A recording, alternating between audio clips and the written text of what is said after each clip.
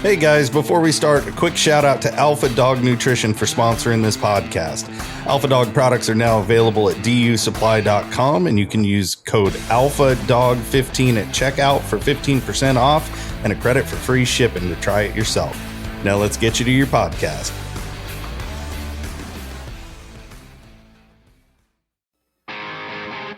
Welcome to my podcast, where we are going to talk about a lifestyle with dogs and threw in a few life lessons along the way.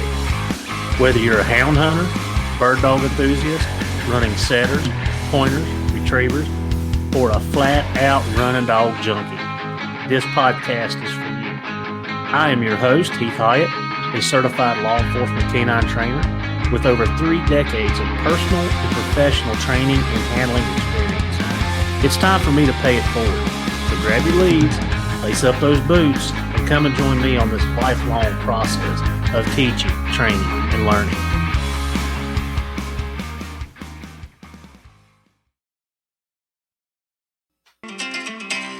Do you like to be outdoors like I do? If so, unlock the wilderness with Onx Maps. It is your ultimate guide to exploring, hunting, and conquering the great outdoors.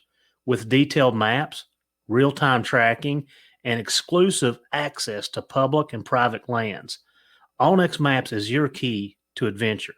Discover the possibilities and never get lost again with Onx. So subscribe today using the promo code K920, letter K, number 920, and know where you stand. It is another wonderful What's Up Wednesday. Got a lot to go over today. It's mid-spring. Had to mow a couple times already. Been out on the river. In fact, let's just talk about that. So me and Maddie's been tearing the bass up. We've been out several times. And let's see, the first day we went out, we didn't catch nothing. The second day we went out, I caught 2, she caught 1. And I will give her credit. She caught the biggest one. And we didn't measure it, but it was a nice fish, really nice fish. And then last weekend, we were out again, and I skunked her.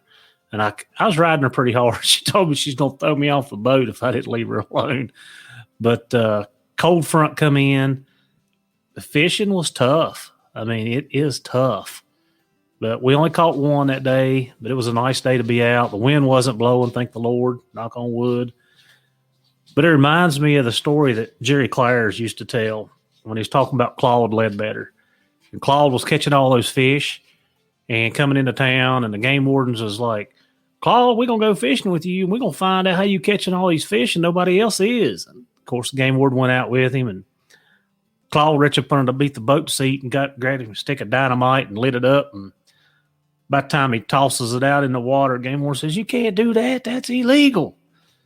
And a bunch of fish come up. Claude got him in the boat, and game warden was sitting there arguing with him. And he said, you can't do that. And Claude lit another one up and handed it to him. And game warden was like, you can't do that. It's illegal. And the end of the story was Claude looked at him and said, you going to sit there and argue? We going to fish. But that's how I feel sometimes with those fish. I feel like lighting a stick of dynamite and chucking it out in the water, seeing what'll float up, because they are not very good at biting my hook. I'm a pretty good fisherman. The fishing just sucks sometimes. Which brings me to another thing, and I actually got asked this question this past week, that you spend a lot of time on the water. Would you rather fish or would you rather hunt? Well, the long or the short is I would rather be out with my dogs. That's the thing that I enjoy the most. But I will say that the water is peaceful. And that's where I get my peace and quiet.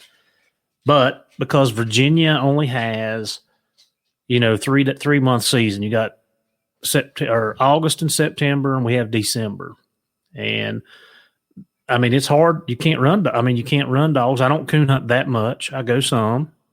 So really limits what I can do out in the woods. So I love to fish, and it gives me a lot of time to do it. And plus, when it's hot, June, July, of course, August, I put my boat up in July 27th. I actually caught my last fish last year, muskie. The water temperatures were good. We try not to fish when it gets over 78 degrees.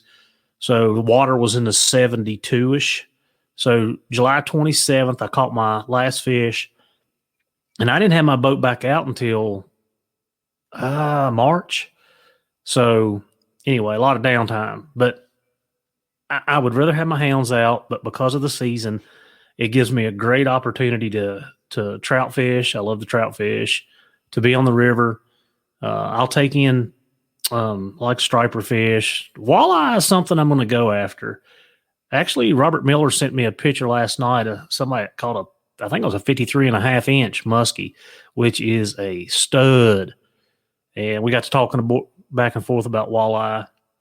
So I've caught one, but I've got to get on that. I got to broaden my horizons a little bit with the fishing. But yeah, I love to fish, but if you give me a choice, it would be to be in the woods with my dogs. And just because I'm fishing doesn't mean that I'm not spending time with my dogs. I still do you've heard me say it, 5 minutes a day, 5 minutes a day. I have my dogs out, pretty much daily, or at least the pups right now. Last weekend, we worked in the yard, and we turned a dog or two loose, let them run around 30 minutes, and then turned another dog or two loose, let them run around 30 minutes. And we found out that I got 2 females in Heat, which isn't always how it works. Sass, my little female that just turned a year old, she's in Heat, and Pearl, which is my older female. You guys don't hear me talk about Pearl a lot, but Pearl is she's a granddaughter of my old ring dog, and she got hurt at 2.5 years old. She somehow it severed a nerve in her leg. She can use the leg, but she can't feel it. And if you guys have had that happen, you can kind of, picture that what you're seeing. But so she's out a lot. I take her once or twice a year, but she can't keep up with the other dogs. But you talking about a nice little female when she's a pup, when she's a year or two old, rigging, trailing. Had good decent speed to her, but she could wind odor like Ring. Ring, that was his forte. He could smell odor 2-3 ridges away and go find a track. Not the bear, the track. Difference, right? But Pearl has some of those. She's got some of those traits in her. So anyway, but she's in Heat, and that's how it happens. But I did find out that let my dogs run around the yard for 30 minutes, how bad out of shape they are. And we're getting ready to roll up to Canada and hunt with Nick. And I got to get my dogs in shape. I got to get them out and, at least knock the edge off of them so it's not so bad. I'm going to take enough dogs where I can hunt 2 packs. And that way, if something happens or whatever, I've got extra dogs, or if something gets hurt or just gets run down, I can switch them back and forth. But yeah, I'm going to run 2 packs. Which brings me to some equipment. I get asked a lot about what kind of equipment do you use? What do you do here? What do you use here? So I'm going to start maybe giving you an equipment breakdown in some of these What's Up Wednesdays. But I want to talk about the new 300. And I have to say that I am impressed. I have been a loyal 100. I've used a 100 since, I still got the original one I bought back in 2013. Yeah, 13. Yeah, still using that one. And that's what I carry in the woods with me. If you see me posting reels or when I'm out hunting, I've got it strapped on my FHF gear, my chest rig. That's what I use. You see it strapped on there, and I carry that's what I carry is a 100. The 200, I don't like it at all. The maps are horrible. The battery life is even worse. I keep it in my truck. I have it Bluetooth to my iPad, so I can watch the maps in the truck, and I keep it there because you got to keep it plugged in pretty much, right? So a couple weeks ago, we had our tracking school. So just a quick rundown. One day of it is classroom, and then the next 3 days is literally out in the field running behind dogs. So I got a new 300, and I charged it up, got everything working, got the collar with it. I got the combo. Started using it on Tuesday. So Tuesday, we used it all day. 8 to 5, turned it off either when I got done with class or on the way home. And I noticed that it had like 86% battery life. And I'm like, oh, okay. So Wednesday rolls around, get it back out, use it all day Wednesday, again, 8 to 5, whatever it was, 5:30. And it still had, pretty good battery life. So Thursday we do evening and night tracking. So we have the drones and we get the helicopter and everything. So I don't know, 2 o'clock that evening till when I cut that booger off at 11 o'clock, it was still at 60%. And I had not charged it. Did not charge it for the whole week. 60%. So I have to say that I am thoroughly impressed with the battery life on this. So I'm probably going to drop the 100 this year and start carrying the 300 just to see. I've tried a couple different antennas on it. Not sure what I'm going to go with yet. I've got one of the buzzard roosts. It's the Blackjack, which is the long range antenna, but it's coiled up, so it's short. Bryce showed me that he had one back during bear season, and it seemed to pick up fairly well. But the one that I have, I'm on the fence. I don't really like it. So I'm probably just going to go back to my normal long range antenna and not worry about it. So anyway, I would recommend the 300 if you can afford it. If you can trade in your 200, your 100, however that works, or sell it straight out. The battery life on a 300 is really, really good. And I've used it a couple more times. I've used it 2 more days since then. I did charge it after that school. So it was at 60. I charged it back up to 100, and I've used it two more training days, and I haven't charged it since. And I don't know what it was on when I left that last training day. I'll have it back out Monday, so I'll look at it then. But I'm going to say it was probably up in the 70% when I turned it back off. So battery life on those are good. So if you guys are going to get you a 200 or a 300 and get you a new collar, or get you some antennas, or the little antenna clips that slide over the collar and hold the antenna in place, I really like those. But get all of our stuff at W Hunting Supply. That's where I've been getting my stuff from, and I'm very, very pleased with the equipment and the stuff that I've got there.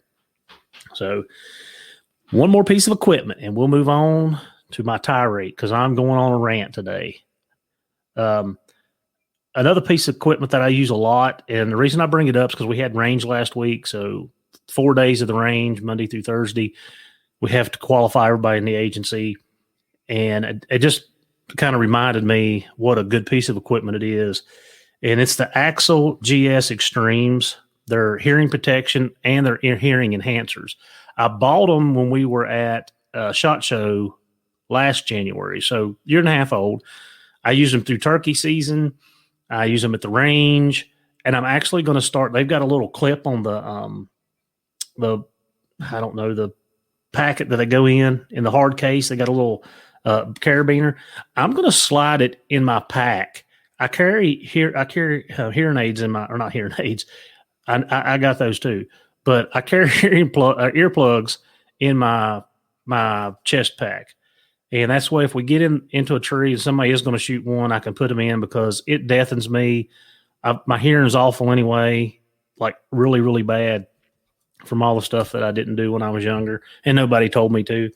So I carry earplugs with me, but the Axles, I actually really like them. And what really turned me on to them when I was talking to them out at the SHOT Show is they promised me that I could hear direction. So they're hearing enhancers along with hearing protection. And I've got the Walker game ears. I've got the Grizzlies. I've got I don't know what they give us at work. I can't remember what those were. But anyway, I've got 3 other sets of hearing enhancers. I can never pick up direction. So Tyler told me, he said, Heath, I'm telling you, you can pick up direction. So for you turkey hunters, I used them last year, and you can hear a gobbler and you can tell which direction he's coming from or where he's at. And I haven't found that in another set of hearing protection or enhancers. So that's what I really like about these axles. And again, it's the Axle GS Extremes. You can go to axle.com, whatever, but they've got a bunch, and they got a new wireless pair, which I've really looking at. A couple of guys at work actually ended up buying a couple sets last week because they saw mine and how compact they were, and they didn't get in the way of the, when you're up on your rifle or you're up on your shotgun, they don't get in your way like the muffs. The muffs, you can't put your cheek and everything down on the weapon system. So it's a good thing. So I'll get off of that. Attention hound hunters and outdoor enthusiasts. Are you ready to experience the thrill of fair chase hunting? If so, check out Southern Hound Hunting Magazine. It's your ultimate guide to all forms of hound hunting, starting in the flat woods of southern Georgia and covering vast terrains across the nation. We bring you genuine stories where the chase is exhilarating as the catch, recipes, and the brag pages that follow. These adventures will take you down memory lane. Whether you're a seasoned pro or a newcomer to the sport, if it's hound worthy, we've got you covered. Join us in this heart-pounding world of hound hunting. To subscribe or to buy the latest swag, go to southernhoundhunting.com. You can also follow along on Facebook and Instagram, where the hunt never ends. Get ready for the real fair chase experience when you join the pack here at Southern Hound Hunting Magazine. Now, let's get into my rant for the day. And this is a rant. These puppies are about to drive me insane. They have me on a cliff, and they're getting ready to push me off the edge. Like I'm hanging on by about a half a boot right now. Everybody knows that's listening to this podcast how expensive it is to keep and maintain and or raise dogs. Dog food's expensive. Shots are expensive. Worm medicine, flea and tick, heartworm medicine. I mean, the list goes on and on. Your equipment, we was just talking about your equipment, your tracking systems, your collars, your leads that they chew up every year because you end up losing one or two, or some of them thieving people, they steal your leads. That's why you got to color code them, put your name on them, and everything else. I'm just picking. We always lose a couple during the season. Everybody knows how expensive it is. So last weekend on Saturday, we was out in the yard working all day. I decided, hey, I'm gonna clean up these pens real good, and I usually buy sunshades, right? And I decided that I'm gonna buy some tarps this time because I like to block the sun off the back. The sun stays the longest on the back side of my kennels, so it gives them some relief. It's springtime. It's going to start to get warm. We had some 70 degree days. So go to Home Depot and I buy some tarps, some heavy duty tarps. I got my kennels are 5 foot wide, 10 foot long. So I do half and half. I got 5 foot of the tarp, and then it goes over into an L and covers, halfway down to block the sun, right? So I go get 2 of those, and we put them up on the pens. And while we're at it, I've got a dog that's chewing the house. All right, so I've got, most of my houses are igloos, which I like to a certain extent, but they do have some flaws with them. And if you guys are using them, you will know. I have built a couple of houses myself. The time you buy the lumber, and I paint mine with outdoor paint so they don't fall apart or rot as fast. So I've got a couple of those, but the majority of my houses are igloos. So what I had been doing is buying a door strip, the piece of metal that goes at the door plate, and I would take it and I would put it over the edge of the kennel or the dog house and rivet it into the house. So if the dogs go to chew on that, it's metal and they'll leave it alone, right? Well, wrong. So I got this one little heathen out there that decided he was going to chew the tunnel up on his igloo. So I had bought some flashing. They had some colored flashing on sale at Home Depot, so I bought a roll of it. So Sass was starting to chew on hers, so I put it on hers, did the same thing, took some liquid nails, glued it down, put some rivets in it, and she chewed on it a little bit. She left it alone. No more, no problems.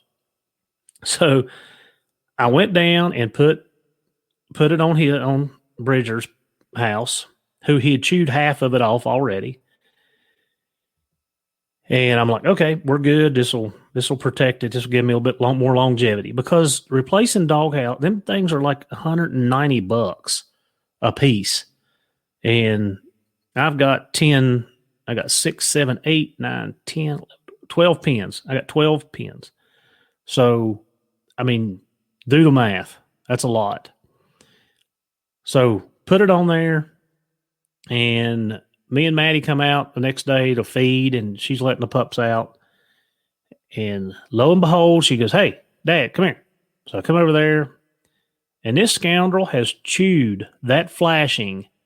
It looked like it was like a tin can. He had ripped it off, tore it up. There was a couple pieces hanging on by the rivets that we put in, and the majority of it was laying out in the pen where he'd ripped it off. And you talk about testing your patience. Like, come on, man. I'm trying to not have to break the bank buying dog houses 2 or 3 times a year, and you're not doing anything but demolishing them. And while we're talking about demolishing things, if anybody can find a kennel that will last more than 4 years, please shoot me a message, because I had to replace 2 panels. I bought 2 kennels last year and 2 the year before. So that's 4 kennels. Tractor Supply, they're $500, $478, I think is what they are. So I've had to replace two this year or last year and 2 the year before. So that's $2,000, right? Yeah, it's $2,000. So everybody knows when the dogs urinate, they pee on the bottom of them, that they rot. They rust and then they rot. And then there's basically that bottom bar, I guess that's what you call it, just disappeared. It's destroyed. It rusts in two. So this week also had one of the gyps get into Spook's pen where it had rotted through, and she got to digging at it and pushed it, and it come apart. So we had to replace that. So while we're at it, we go ahead and we buy a bed liner spray at Home Depot, and the new one, we sprayed that stuff all over the bottom up. We got about 8 inches from the bottom up 8 inches and sprayed it. I don't know if that's going to make it any better, but we've got to do something, because replacing these stinking things yearly is going to cost me to have to get another job. So if anybody's got any better way, I will tell you one thing that we found is you have to keep them off the ground. So we have a bunch of bricks, and we put a brick under each corner, which brings it up, 2 inches. That has helped tremendously. I think that's gotten me an extra year out of them. But anyway, yeah, it's horrible. The dogs are killing me. They're chewing up stuff. Anyway, back to the tarp. So we're feeding that day, and I go to feed Briggs, and he's chewed half the tarp up. And I'm like, come on, stop. Y'all are out every day. I am mentally stimulating those pups daily. I'm challenging them to do something different. I have them doing something every day where they have to think through it, or they have to work for, their food for supper. And they're busy. I keep them busy. It's not like they're just putting a pin and not dealt with, for days and days and days. Every day that that we feed every day that we're out, they're out like every day. Unless it's just monsoon raining, they are out every day. So they're killing me. They're killing me. Which will bring us to, I'm going to go through this really quick. So we finished the tie out. I did it once this week again, just to see. As soon as I started walking towards the tie out, they all literally went and stood by the tie out, by the tie out. I hooked them up, fed them, cleaned the pins, unhooked them.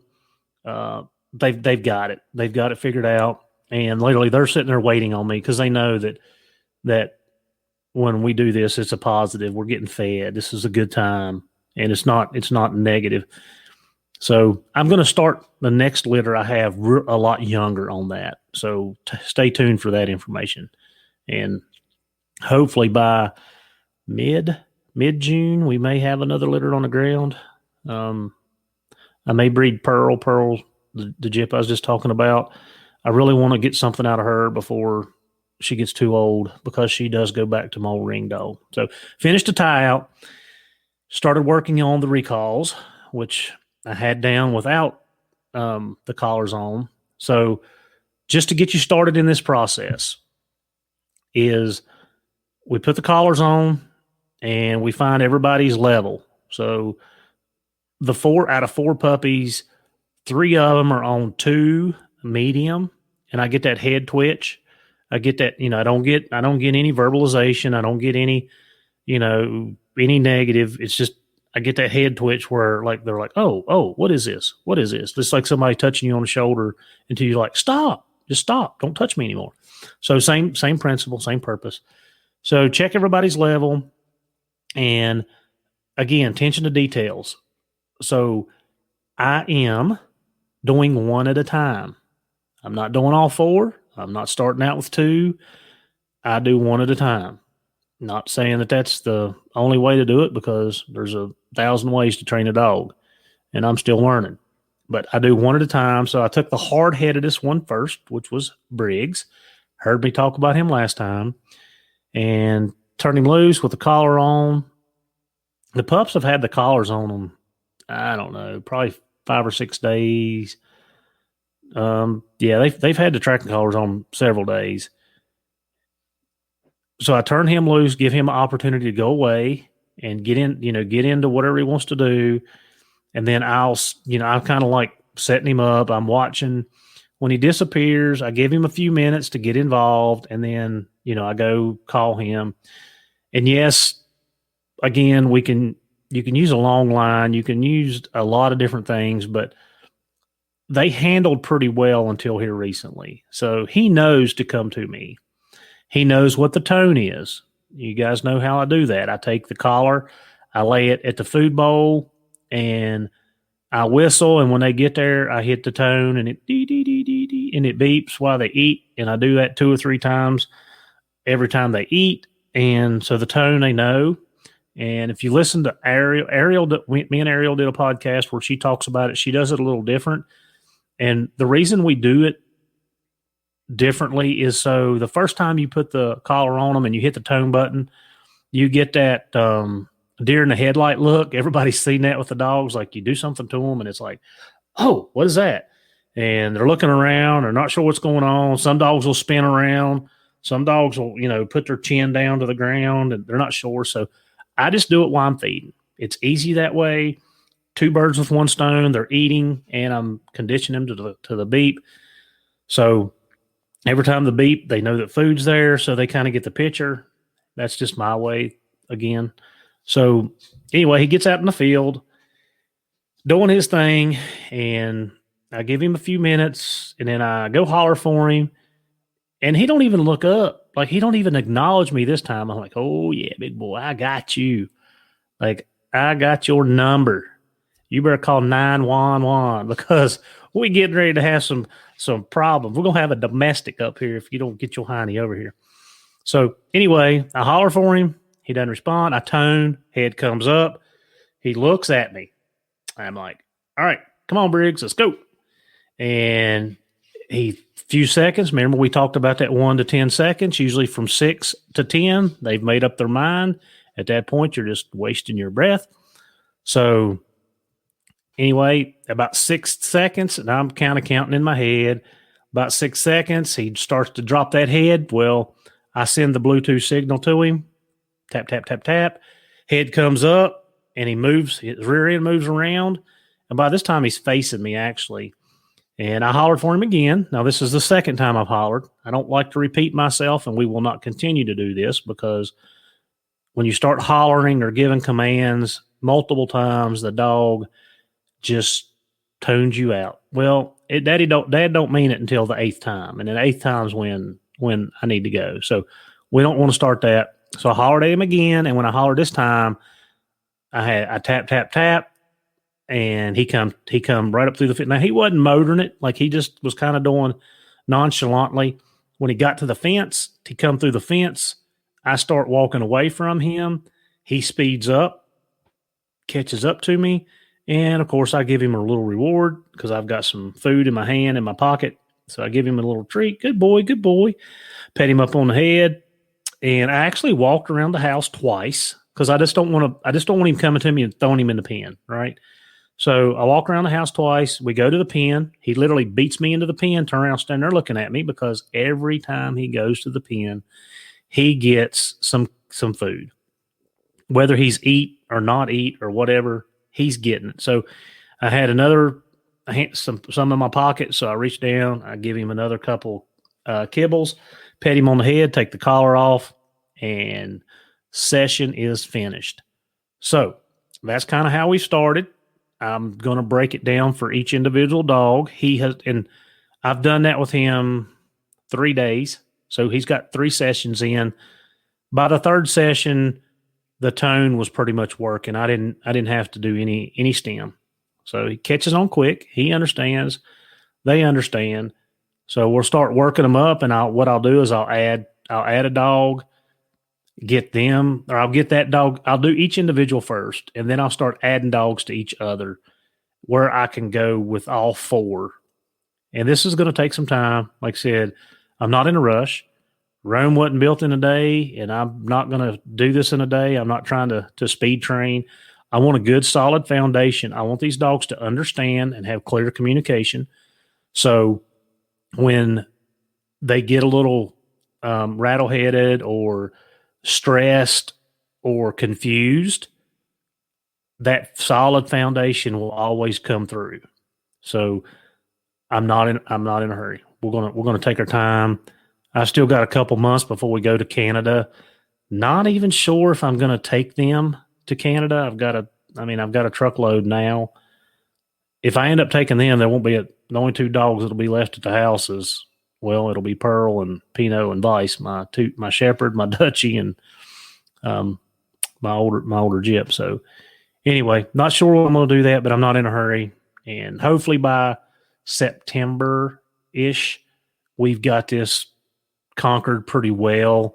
And then I can go into my trash breaking because, stemming a dog in drive is completely different than stemming a dog that is not in drive because that's two different training methods, 2 different things that you got to go through.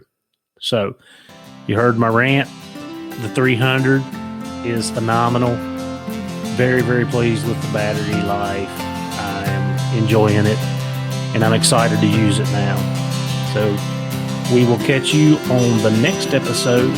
Thank you guys for tuning in to What's Up Wednesday.